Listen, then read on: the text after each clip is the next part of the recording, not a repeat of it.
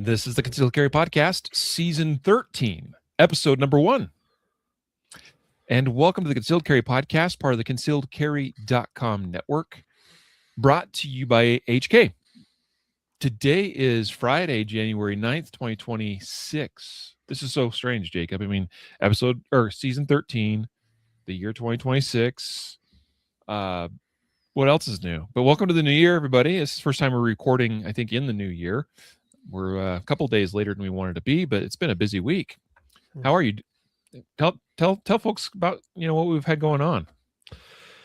Yeah, this week was a box week, as I think we refer to it. It's a week when we assemble and ship out all the Guardian Gear boxes, which is always a lot of work for our small little band of gun pirates. I mean, it takes time and energy. It's sort of like, with the normal website sales we do, like if you were to take that typical daily shipping volume for normal average days sales and then times that by like what, 10, 20?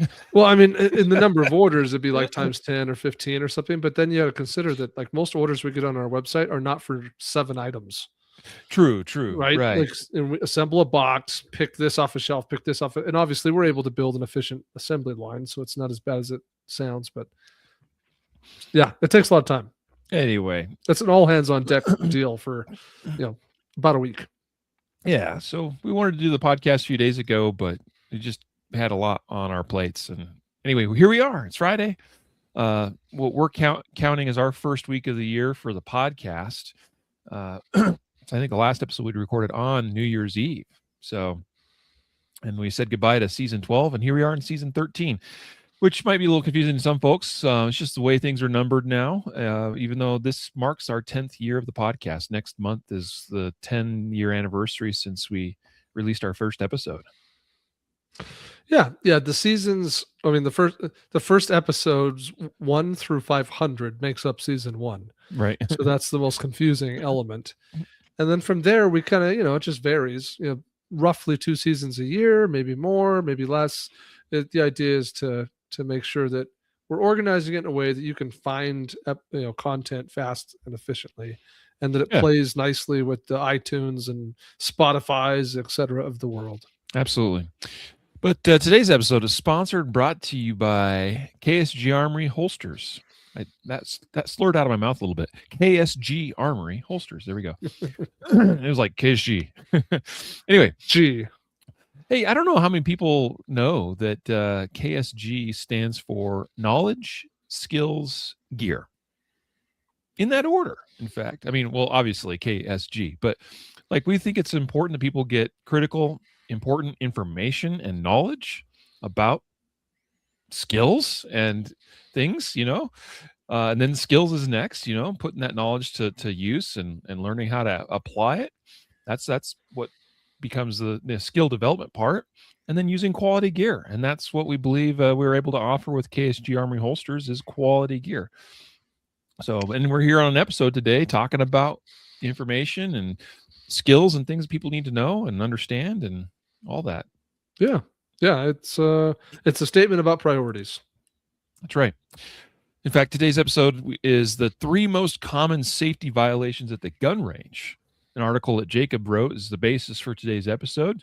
This is stuff that you and I have both observed countless times over the years. And we're going to share what those 3 most common safety violations are. Maybe a few others will slip in there. Who knows? We'll see where the conversation leads us. But the first thing that you really got to make sure, first we said knowledge and skills in that order. But with respect to our sponsor message today, make sure you have a quality holster. That makes the safety aspect a lot easier, doesn't it? Yeah. I mean, today's content is really about the behavior, right? That is concerning. But if you don't have safe gear, then you can't really support safe behavior. No matter what, how hard you try, you're working from a disadvantage. So first and above all else, KSG makes safe holsters. Yep.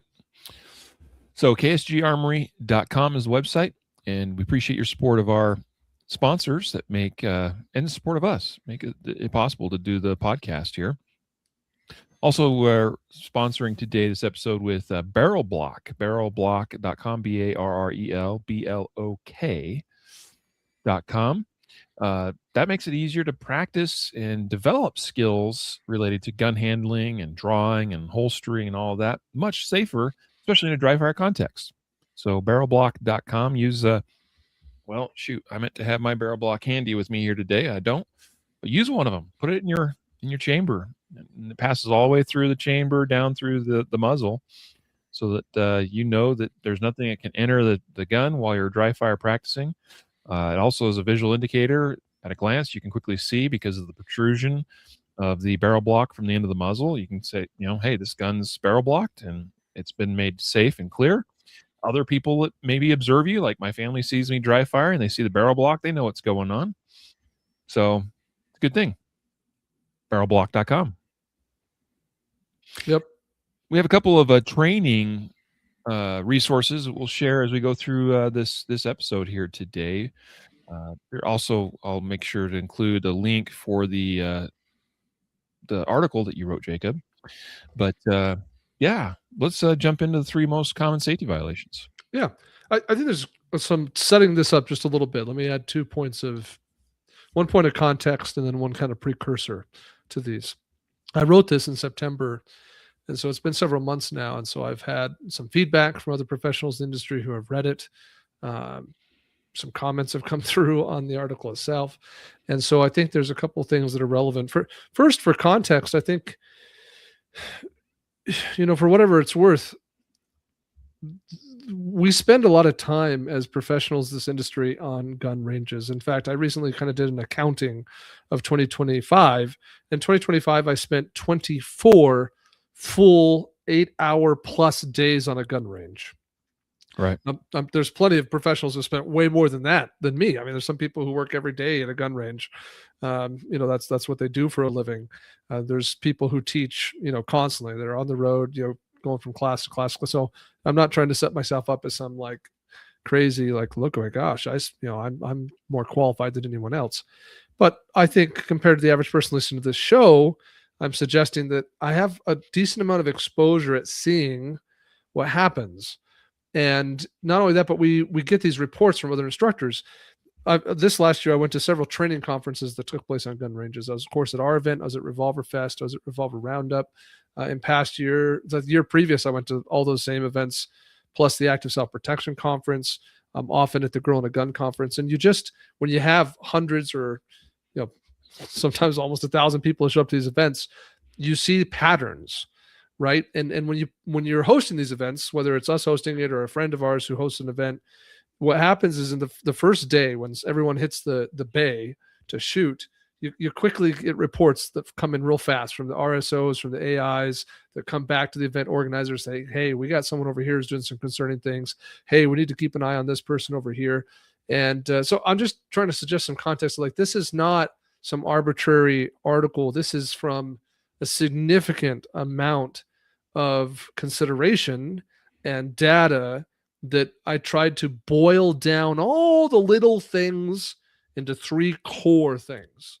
Like, these are the 3 big kahunas. In my opinion, they represent 98% of safety violations at a gun range. So that's a pretty massive percentage. Like this, if we could get rid of these 3, we'd be good to go. We just would not have problems anymore. So that's the context. And then I'll add this little I'll call it precursor, which is that my experience suggests, as does that from other professionals we talk to, that if you're one of the people exhibiting one of these 3 behaviors, you don't know it.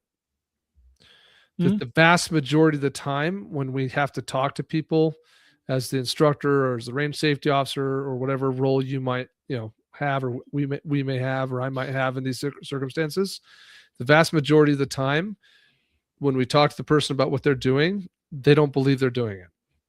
It's almost like, totally. what? Like, I'm not doing that. Like what you're saying to me is something an unsafe person would do. And I am not an unsafe person. Therefore, I can't be doing the thing you're saying I'm doing. And so it requires a certain amount of vulnerability and humility as you're listening to this episode today to ask yourself, like, in a real honest way, like, hey, am I doing this? And if I am, like, how would I know? Like, what am I going to do next time I go to the range to monitor my behavior, to see if I am to some degree doing these things? Maybe I should put myself on camera and, like, get some video. Yeah. I'm right there with you. I mean, I remember from just this last year's Guardian conference. I think it was the first day, maybe even the first class. It may have been that afternoon, but either way, I remember observing somebody reholstering after a drill, and well, they were doing one of the safety violations we're going to talk about today. And I pointed it out. I was like, "Whoa, whoa, hold up there. Let's just slow down." And I made him aware. I'm like, "Hey, by the way, when you're reholstering, you're doing this." And they turned and kind of looked at me like, "Really?" Like, and it wasn't like in an antagonistic way. It was just sort of like Disbelief. just disbelief. Like, Yeah. it takes an incredible amount of self-awareness of oneself. I mean, that's a little redundant. Self-awareness is a difficult thing. I mean, like, there's plenty of blind spots that we have in even just our everyday day-to-day lives. And this is one of them where unless you are like paying a lot of attention, it's very easy to just not be aware of what you're actually doing. Hmm. So yeah, it's challenging. It challenges all of us. I would like to think. I mean, you're welcome to speak up. I'm pretty sure you would if I did something unsafe, but I'd like to believe that I'm pretty self-aware and that I don't, violate any of these rules. But it's something that's good for I think all of us to, even if we think this doesn't apply to us. I know it'd be really easy for people to tune out of this podcast, be like, "Oh, I don't have a problem with this. Like, it's I've been doing this a long time, and I know I'm safe." It'd be really easy to just turn off the podcast right now. But I would encourage you to stick around and listen to what we have to say here today, because as I went through your article, Jacob, I'm like, I'm thinking about myself as I'm reading it. Like, okay, am I making sure that I am actually abiding by the safety rules and just good, safe, best practices as I'm handling my guns? It's a fair question to ask of all of ourselves at all, anytime. Hmm. So Yeah. Critical. Good stuff. interesting comment on YouTube from Project 1868. Someone recently said only 3 to 5% of gun owners know what they are doing: marksmanship, mindset, and safety. I don't know where that number comes from, but it wouldn't necessarily surprise me. I mean, gun owners is a large Yeah, right. group, right? And so sometimes, people who are listening to this podcast are inherently unique in the gun culture. Like, it's just true. Like, if you're the kind of person who would listen to this podcast, then you're not the average American gun owner. Yep. So we have to accept that kind of out of the gate. People who would show up at these events and classes that I was talking about a moment ago are not the average American gun owner either. So you kind of have, the whole universe that, which is American gun owners. And then you kind of have this subset, which are those who, care enough to go to a range and shoot it on occasion. Then you have a subset of that, which are those who would actually take a class, go to an event, pursue additional training, education, and learning and practice. So anyway, my point is simply, like, don't forget that these observations we're sharing are from the super subset of those who actually show up to training events and classes. We Yeah. still see these issues. And that's a really, I mean, it kind of goes back to what I was just saying a moment ago. Like, any of us can fall, uh, victim's not the right word, but you know what I mean? Like, we can end up finding ourselves in one of these situations if we're not careful or not paying attention, because these people that come to events like the Guardian Conference, like, these are already in like the upper tier of this very small percentage of people that are actually taking it seriously enough to spend, to make a fairly significant investment, and perhaps even traveling all the way across the country, or in some cases from Guatemala, where we had a couple of people come a couple years ago from to the conference. Like, they're already in that, like, very, very small percentage of people that are really doing everything they can to learn and practice and train, and yet we still see safety violations. That's right. So just because you may know what you're doing, quote unquote, does not necessarily mean you're immune to safety violations. That's right. Yeah. So let's jump I'll into add it. Oh, also go that ahead. just because you used to be really good at gun safety stuff does not mean that today you still are. Yes. Yeah. I mean, I know you and I have heard it from students. Well, I served in the military, even in some cases, like retired from the Well, military I'll, for I'll I'll 20 go a years. step further than that, and I'll say we have people who have shown up to our events year over year over year over year, and we'll have a year or two or three go by where we observe no concerning behavior, and then they show up and they have some concerning behaviors.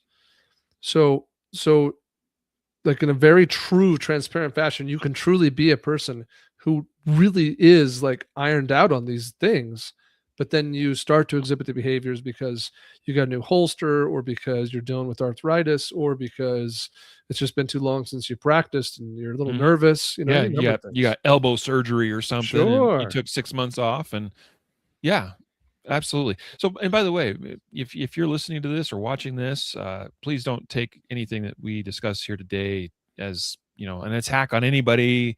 Like, someone listening may very well have been one of these people we talked to at the conference about, hey, saw, something concerning here, and like, we're not here to make fun of anybody. This is a simple gut check for us all to make sure we're all staying, in tip top shape when it comes to safety. So And okay, I know like too many I'll disclaimers, get just to add it. another thing. But I'll just add that it's not just the Guardian Conference, right? Like Yeah, we've referred to that many times because that's where we are responsible.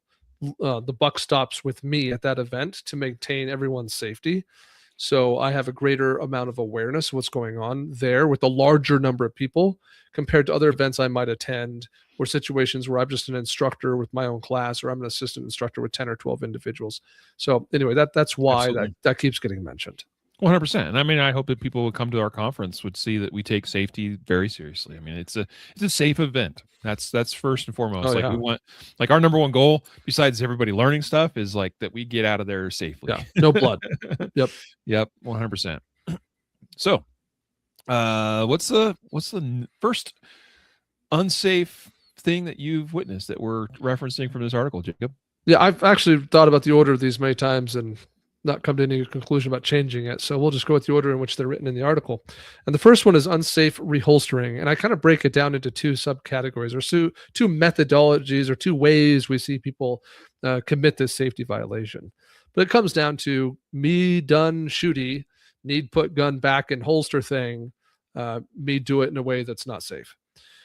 So the two kind of subtypes. The first one is muzzling the hand, Yeah. and this is another one of those where it's a challenge because it's really easy to muzzle your hand if your hand is anywhere near the holster, but you can technically kind of use your hand to move close, open the holster, or kind of tip its angle or shift it away from the body, or make it so you can see it over your gut, and not muzzle your hand. But what happens a lot of times, an RSO or an instructor is looking at an angle, you know 10 degrees off, 20, 30 degrees off, and it looks like you're muzzling your hand. So I'm suggesting that it's one of those things that it's such a close call that sometimes you might think you're clear, but it takes very little for you to not be clear, or it takes very little for someone watching to think that you just muzzled your hand.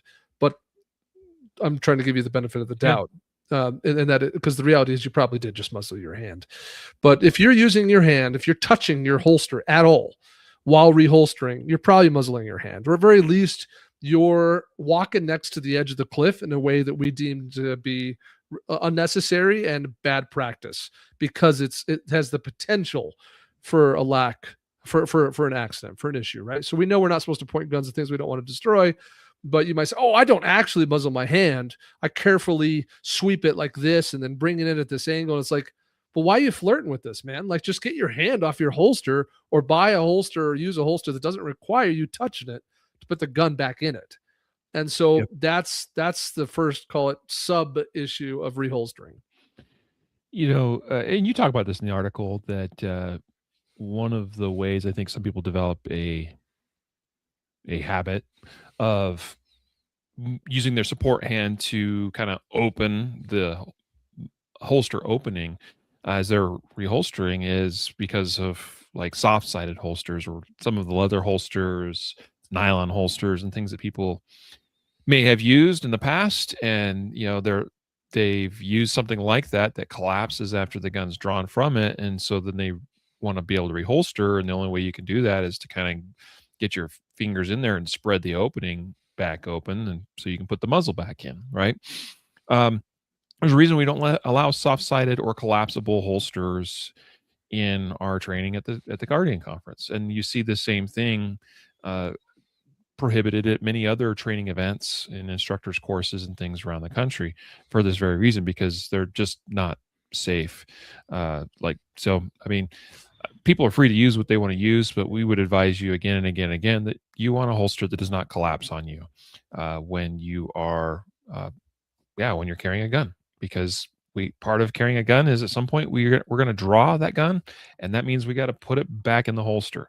You did address it in the article where if you are using a holster that collapses upon itself a little as you draw it out, then you should probably go ahead and remove that holster from your belt or whatever, from inside your waistband, to then reholster the gun, to then put the holster and gun back inside your waistband, let's say. Uh, but even that can be problematic because you have a gun out still in one hand, and now you're going to remove a holster with the other hand. Like, that could be difficult and awkward too. So the point is, get a quality holster, like a KSG Armory holster. Imagine that. Nice job on the shameless plug. Yeah. Yeah, the other way this happens a lot, in addition to the holster has to be opened manually, the other thing we see a lot of is almost like a spot check. Like, because of the shape of our bodies, some of us put a holster where we can't see it. Mm. And so if you can't see it, and sometimes, by the way, I'm not just talking about I got a big gut and it's in the way. I see plenty of people who are carrying at 3 o'clock, and their dexterity, or maybe 3:34, but their dexterity is just such that turning their neck and head and getting the whole thing is, it's actually hard for them physically to see the gun into the holster. And so I think our body naturally says, well, I got this hand that's not doing anything right now. I'll use it to touch and verify where the holster is. And this creates there's a term for this, something about like proprioception or something. I don't know. There's some fancy term. Did I just get it? Good for me if I did. Mm-hmm. But it creates this situation where, because my brain knows where left hand is, my brain can bring right hand to left hand and get gun into the holster. So that's another situation where, like I said, we don't even allow those holsters that you were talking about at our event. And most of these events I go to, they wouldn't be allowed. And yet we still see people touching their holster, not because they need to open the holster, but the majority of the time I observe it in those circumstances is because they need, or they're I shouldn't say they need, but they're utilizing that empty hand to confirm the position of the holster as they walk the gun back into it. Yeah. So you touched on this a little bit ago about needing to clear cover garments or something out of the way, and that's very much that has to happen, right? And the support hand is there to do that job. When we do that, just a tip here, like, we should get the garments up and out of the way, just as if we were the same way we would when we're drawing the gun from the holster in the first place, which means we rip the shirt up. If I'm in appendix position, I'm going to reach down, towards the midline of my body. The shirt's going to come up, and I'm going to bring it up pretty close to the sternum of my chest.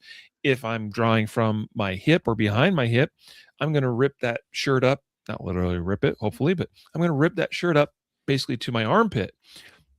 My hand is up and away from the holster on the draw. That's what we want to do when we reholster it as well, ideally, so that the hand and the shirt and everything is not just cleared a little bit out of the way. We're not talking about the minimal amount here. We're talking about getting it clearly away from the holster. Now the holster is free and open to us to put the gun back in. That's what I would recommend here. Yep. Another thought to this is I've observed this, that some shooters have a tendency of bringing the gun in kind of from the side of the holster and sort of like rocking it into the holster. And I understand some of the logic there. In fact, I've seen some instructors, it's less common now, but years ago it was a little more common to sort of talk about rocking the gun into the holster. I think as a way of sort of finding the opening of the holster a little bit, so you didn't have to maybe look at it, for instance. But in today's world, that's really kind of where I'm going with this a little bit. But I want to caution people about the kind of rocking of the gun into the holster motion.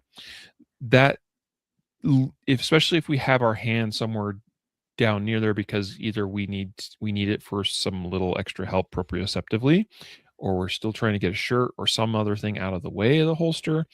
What happens is we end up bringing the muzzle across the support hand. Like we basically just sweep right across the support hand. So I'm a big believer, especially if I'm carrying in the appendix position, of trying to always keep the muzzle of the gun going in a north-south fashion. That means when it comes out of the holster, the muzzle is basically straight down, just in front of my feet, and when I start going out to the target, it just draws a line straight from just in front of my feet right up to the target. And when I come back to reholster, it just retraces that path. So we're not moving the muzzle over to my left or anything like that because I'm right-handed as I'm doing the reholster. No, it just comes straight back into the body and goes right into the holster. Now, if I was coming from the hip or behind the hip, it's a little bit different, but still a somewhat similar concept. Here's one way I think that we can really help ensure that we are extra self-aware as we're doing reholstering in particular is to actually look at it and what we're doing with our eyes. And I know that some people out there get angry when you suggest things like this. Well, I need to keep my eyes up in case there's a threat or another threat appears or something like that. Well, I ain't reholstering unless I've dealt with all available threats where possible. Could there be some exceptions? Sure. And in those circumstances, I may need to take my chances, I suppose, either with looking or not looking. But in 99% of situations, like look at your holster. And if you can't, look at as much as you can. At the very least, look and follow the muzzle of the gun, follow where your support hand is, and try to keep all those things separated. And if you're doing it visually, then you can have a lot greater self-awareness and a lot less likelihood of muzzling yourself. Yeah. Yeah. I'll add two specific tips that might be helpful. One of those is instead of using the hand to touch the holster to help identify for your brain where it is, use your hand to move the body that's in the way of you seeing the holster. Yeah. So that your eyes can do the job that you're trying to use your support hand for. And that will greatly decrease the odds. Second, there's no way around this. We have to make training sacrifices for the sake of safety. So anytime someone says, well, you got to train how we fight, it's like, well, our goal is to train as close to how we would fight as we can, but sacrifices have to be made in the name of safety. So one of those might be looking at my holster to ensure I can get it in there safely. That's just something that you just might have to do in training that you may not think is ideal for your tactics or whatever, but like that's one of those sacrifices that has to be made in a training environment. Otherwise you get kicked out of the class and you're not going to be really prepared, are you? Mm-hmm. Well, I mean, we're concerned perhaps in like the real world context you're discussing of not getting holes put in me by a theoretical bad guy that could suddenly appear or suddenly reanimate and become a threat or something. Again, I should make sure and do everything within my power to make sure that doesn't happen in the first place, that there's no more threat to be dealt with. But whether I get a hole put in me by some bad guy or I put a hole in myself in that real world supposed gunfight, those are both basically equally bad. Yeah. So anyway, just give that some thought. The second sub issue within the reholstering category is muzzling the body with the gun. I call this, I didn't come up with this, but I just can't remember who used the term first. I use the same term also. I call it inboarding. Yes. Yeah. So basically, and again, I think this is a habit that comes from having used a soft collapsible holster at some point in your life. And it is a habit that comes from this proprioception issue, just not being highly confident with the position of the holster relative to the gun when you go to reholster it. So the symptoms or the source of this problem might be the same as we just got done discussing. But what it looks like is instead of muzzling our hand, which is we just got done like thoroughly discussing, here we're talking about orienting the muzzle of the gun inward toward the body as you reholster and effectively muzzling yourself. And this is one of those things that, is one of the major critiques of the appendix position that we hear all the time. Like, oh my gosh, you're pointing your gun right at your junk or at your femoral artery and all this stuff. But I'll just transparently share that it's my opinion that people who carry a strong side or traditional IWB 3, 4, 5 o'clock are way more likely to do this. Appendix carriers tend to know that that's a risk, and they can see what they're doing because it's in front of their body. So not to say that they don't do it, because appendix carriers can do this too. But people who carry at 3 or 4 o'clock, where they really just don't have the same visual awareness of how they're reholstering, they're the ones I see do this all the time. I shouldn't say all the time. They're, I think, statistically more likely to be the ones who I see with this issue. Yeah, Riley, you're sharing an image that I'm kind of using to demonstrate this with the barrel block in the article. Yeah, this is what we're talking about. I just had the thought. I was like, oh, I could, just share it with the screen for those that are viewing the podcast. Yeah, and if you're not, just go to the article. The article's in the link of the podcast, and and you can see this. But I think there's something about like trying to find the opening of the holster, and so like I think there's probably other things in our world, in our day-to-day environment, where we run into similar kind of things. And it's like, if I'm trying to fit a fairly tightly fitting object into a thing, like if I ease it into that opening, it's a little bit easier getting the rest of it in. I don't know how it's to word that, but so it's sort of like, well, if I can get the front of the muzzle in the opening, then the rest of the gun follows a lot more easily, is kind of the thinking. And it's just poor form, it's bad practice, and it's definitely unsafe. And it definitely affects any gun carrier, regardless of where you carry. I've seen it in the appendix position. I've seen it in the 3 o'clock or 4 o'clock position. I've seen it be an issue with somebody that's more kind of doing a cross draw kind of thing, to where you inboard the gun on yourself. The way to prevent this, I've preached it for a long time now, a lot of years, is you keep the firing hand thumb, the one that's on the gun, you keep that thumb in contact with your belly or your side. If that's in contact, then the gun by nature has to basically be parallel with your body. And the other tip here, especially for appendix users, is take a step back with your dominant side leg and just kick your hips forward slightly, and it's going to clear everything out of the way. As far as like, you're not going to have legs or your belly or your hips or that kind of thing in the way as you go into the holster. Again, with your thumb of the firing hand in contact, basically just sliding down your chest as you go to the holster. For those of you in the 3 or 4 o'clock position, if you just either bring your dominant side foot in a little bit, or if you kick your hip out over your dominant side foot as you reholster, it'll do something kind of the same as what I just discussed for appendix users. I don't know when I started doing it, but I think it was intuitive for me, Jacob, for whatever reason, that I just started kind of doing that. When I was going to the holster on the hip, just seemed, I don't know, I think it made me a little uncomfortable knowing if I had my feet truly at like shoulder width or slightly wider, that meant going into the holster, something below the holster had to be in line with the muzzle of the gun. Sure. So, yeah, I mean, a lot of you listening to this, and frankly, a certain percentage of people who we see exhibit this unsafe behavior are people who have dexterity challenges, and or they're overweight. So sure, that's not shaming anyone, and that might not be a situation you can change. Frankly, like just maybe that's what you have to deal with. So you have to figure out, maybe you can't, like Riley said, keep your thumb against the side of your body as you go to your 3 o'clock holster. Maybe that's like physically too difficult for you. Okay. But you just have to figure out how you're going to do it, because what you can't do is point the gun at your hand, and you can't point the gun at the body as you put it back in the holster. Once it's in the holster, it's in a safe direction. No matter how it's oriented, we don't worry about it, because the job of the holster is to keep that gun from discharging, right? Assuming you have a good holster. But as we're getting into that holster, that's a moment of risk, and so we cannot have it oriented at the body, and we cannot muzzle the hand. So you just got to figure out, like, how am I going to manage that?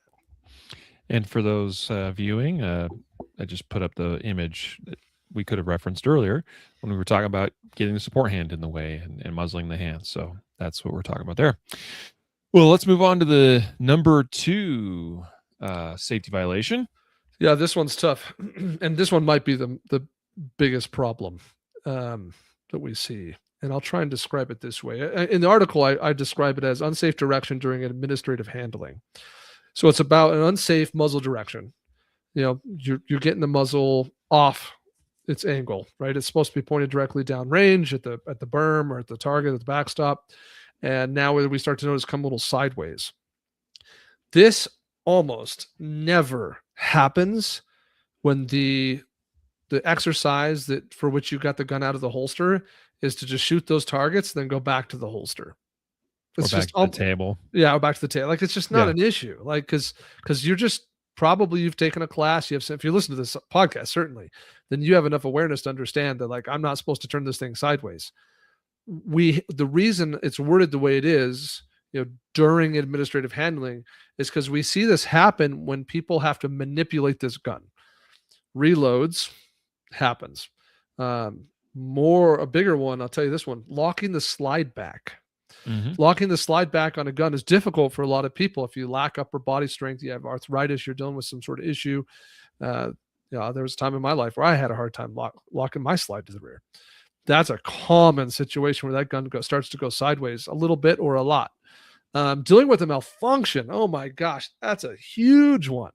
We'll find out how good your habits are when you have a malfunction in your gun, because you feel stressed, you feel embarrassed. Other people are going to notice that your gun is not working and you want to get it fixed, so people will stop looking at you, and so you can continue with this class. Stress increases, and all of a sudden safety goes out the door as you try and fix that gun and get it back operational again.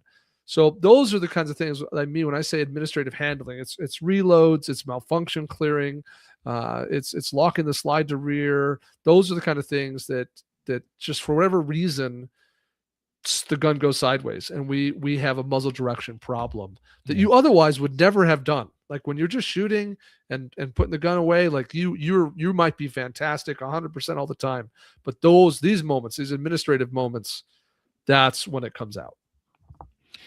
Yeah, it's really important to understand, and this goes back to, I did a podcast episode quite a few years ago now. I think it might have been like around 150, episode 150, thereabouts. Yeah, a long time ago. Did an episode with my friend Mark Pasamanik, who's a longtime instructor and shooter and competitor, and I don't know if he coined the term, but he refers to cognitive stack. And we've talked about that in this podcast numerous times since then, and kind of, adopted that term. And basically, there's only so much crap we can fit in our heads at any one time, in our conscious part of our brain. And depending on the individual, some people can handle a little more than others. I'm not going to go into all the factors to why or how that is, but the point is there's only so many things we can fit into that stack. And again, this is our conscious part of our brain. So as soon as something overwhelms us, meaning it overloads that cognitive stack, then stuff starts to fall out or get pushed out. And muzzle awareness in particular is one of those things that, for whatever reason, just goes out the window when you get all these stacking variables. Like you just said, malfunctions are a great example, because, hey, I'm already having to learn enough today as it is as a student with, drawing my gun out of a holster, learning the proper grip, because Riley here showed me a different way of doing it, because what I was doing before wasn't as effective, and I'm having a hard time not flinching, and so I'm trying to think of that, and oh my gosh, my gun's no longer working. Now what's going on? And so there's all of this happening. Now, as instructors, we try to be discerning. We try to be careful not to throw too much at students for this very reason. But sometimes things still happen, and people still get overwhelmed, and the cognitive stack gets over full. Yeah. And now the only thing that matters is getting the gun working again. Yeah. So that means stuff like muzzle awareness, well, it fell by the wayside.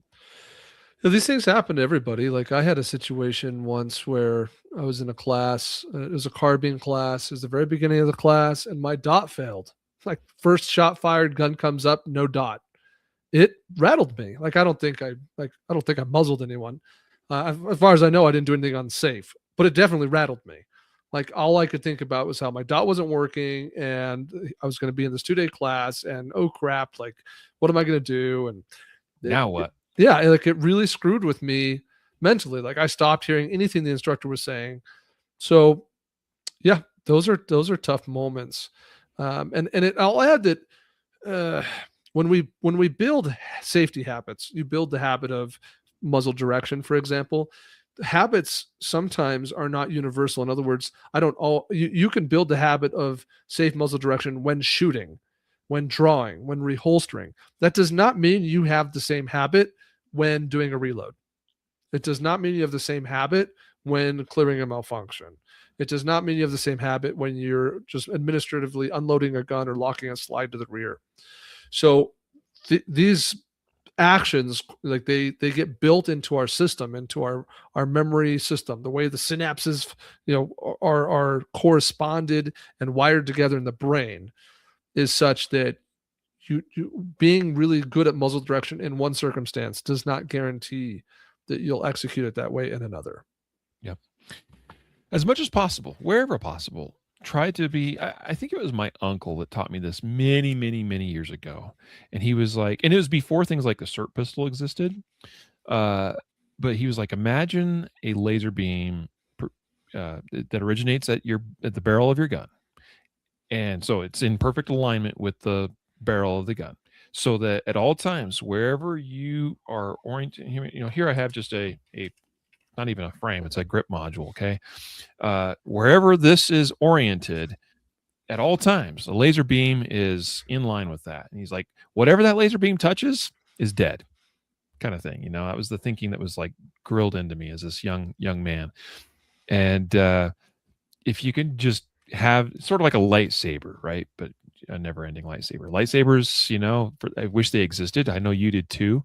Uh, but whatever it touches, man, it's getting destroyed, right? So I just try to have that muzzle awareness at all times, and it's challenging at times, but you got to do it. It's really, really, really critical, because that Yep. bullet from your gun can only touch, it can only hit whatever that laser beam actually ever points at. So, yeah, muzzle direction is so key. We got a little bit of time here left. Jacob, why don't you tell us about number 3? The third one might seem similar at first, but stick with me and I'll try and explain the differentiation. So I call the third one the lingering finger. So the lingering finger is the finger that remains on the trigger when you're done shooting, but you've not yet put the gun away. And again, this comes down to what I was talking about a minute ago about how habits are formed. So the habit is, when draw gun, finger straight, when present gun, move finger to trigger, when done shooting, and going to reholster gun, take finger off trigger, put gun back in holster. Like those are traditional habits you build by going to classes and or doing dry fire or whatever. But Yep. we screw with your brain. We effectively send you off in a different direction when we tell you to not shoot but not put the gun away. So things like target transition, okay, or movement. Oh, it's a really common one in movement, right? So you're gonna walk down this line. You're gonna engage this target when you're in front of it, and then when you're in front of this target, you'll engage this target. When that kind of thing, or movement like you're gonna start from a seated position, and then I want you to engage this target, and then come to your knees, and then engage the target again, then come standing, and then engage it again. That kind of thing, where there's some sort of exercise, or like a reload, fire twice, reload, and then fire 2 more. Right. These kinds of things, because the brain's never done this before, it's never practiced this, you've not done the dry fire, you don't have any reps doing this. One of the things the brain doesn't fire off and figure out and connect is that the finger needs to come off the trigger in those moments. So it's like the finger goes on the trigger for bang, bang, but because you're not done banging yet, you're going to send some more pews into the target. You just have to do this other thing in the middle. The finger doesn't come off the trigger, it stays. Mm-hmm. So now you're going from a seated position to a kneeling position, and the finger's on the trigger the whole time. or you're moving, you're taking 3 or 4 steps from the last target you engaged to get in front of the next target you're going to engage, and the finger's on the trigger the whole time. And maybe even you're moving around a barrel or some sort of barricade that we should not be muzzling. That's kind of the point of the drill, but your finger stayed on the trigger, it lingered. Yep. Yeah, it's like you said, this is a very common thing. As soon as it's sort of like that cognitive stack that we start throwing additional things at you. In this case, there's an image I'm putting on the screen from the article where, somebody's performing a reload and finger stays inside the trigger. I've seen this happen at USPSA matches where, and I think part of it can develop in a context like competitive shooting because uh, you have the stage to yourself as the competitor.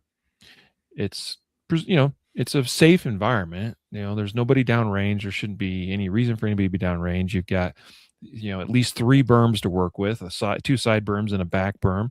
You got targets in different positions, and you're running about trying to shoot them all accurately as quickly as you can. And I think it's easy to get a little bit lax for maybe some people to just like, well, I'm over here, but I only got to go 3 steps over here and shoot these ones. So you just start getting a little bit, I think, lax with things like trigger finger discipline. And so, suddenly that turns into once you kind of crack that door to being a little bit lenient in your safety, then, keeping my finger inside the trigger guard as I take 2 or 3 steps, that didn't seem like a big deal and nothing bad happened. So, well, this next time and I'm not saying people like consciously think of it this way. It just sort of develops. And again, it's that self-awareness. Like if you're not actively being self-aware, it's easy for these kinds of things to creep in. Well, next thing you know, that turns into, well, now I'm performing a reload and my finger is staying inside the trigger guard. And so I've seen it happen, and people can get disqualified from a match, for violating this rule for the lingering finger. And certified range officers it's part of getting certified as a range officers, know the kind of things to look for. And this is the sort of thing I've seen people get called out on is, hey, trigger fingers in the trigger guard, and you're moving across this this shooting area, or you're reloading, or your gun malfunctioned and you were clearing it and you're still. So it's just it unfortunately happens all too commonly. And really what we're talking about here is some pretty basic safety, like the basics firearm safety rules, muzzle direction and trigger finger discipline. And what do we see? Yeah, there's a reason why those are in the rules, because this lingering finger thing is very commonly a thing. It happens. Yeah. It's here we're trying to talk about 3 behaviors or violations, but they all come down to the same safety rules. I'm glad you said that. They're all the kind of things that you could very readily, like I said earlier, do and not know you're doing.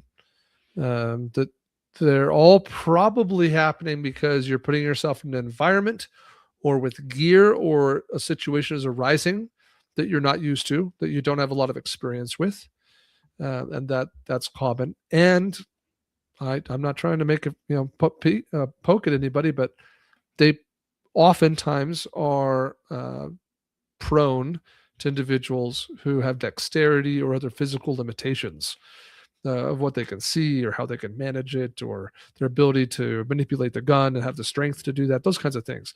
All those people, I want them carrying and using guns and going to gun class. It just means that you need to have some awareness that, hey, I might be prone to some of these challenges because I know I struggle with this or that. Yep. I have this physical limitation that I have to deal with. Yep. Yeah, and even with physical limitations, like those don't become excuses for safety violations. It just means we have, like you just said, we have to find ways to work around those things. So if you've got arthritis in joints, or you've had a surgery that where you've had certain things fused, or you got plates and nuts and bolts in you, and so you can't move certain ways, then you need to, like the common one, talking about muzzle direction, is people, they want to overhand grasp the slide, and that leads to them turning the pistol to their side so that they can then grasp it and bring it in close to their body and get a little more leverage and rack the slide. If that's what you got to do to rack the slide, then what do you need to do? Turn your body so that the muzzle stays in a safe direction. Yeah, figure it out. Yep. Well, it's time to unfortunately wrap it up. We got to get on to some other appointments and things today. Today's episode is sponsored by KSG Armory Holsters, ksgarmory.com, and Barrel Block. Barrel Block, that's spelled BLOK, just with a K, barrelblock.com for safe dry fire practice. I want to throw at you two more training resources, folks. We have a gun safety course, a virtual gun safety course. It's available online at concealedcarry.com. You can go to concealedcarry.com/gun safety course. And you can also sign up for the shooting fundamentals course, another virtual online video course. That's concealedcarry.com/SF for shooting fundamentals. So those links are in the show notes as well. So a couple of resources there you can go watch and review those training resources for additional help and tips. Very good. So final words, parting words. Just be introspective and be open to feedback from people you go shooting with or your instructor. Be vulnerable in these things. Film yourself and figure out how to manage safety within the confines of your limitations that you may have. Yeah, and have a quality holster. That's right. And here we are at the start of a new year, and so let's get started off the right way with good gun safety in mind. That would be my parting words. And so until next time, a reminder to train right, train often, and train safe so you can fight hard, fight fast, and fight true. Take care.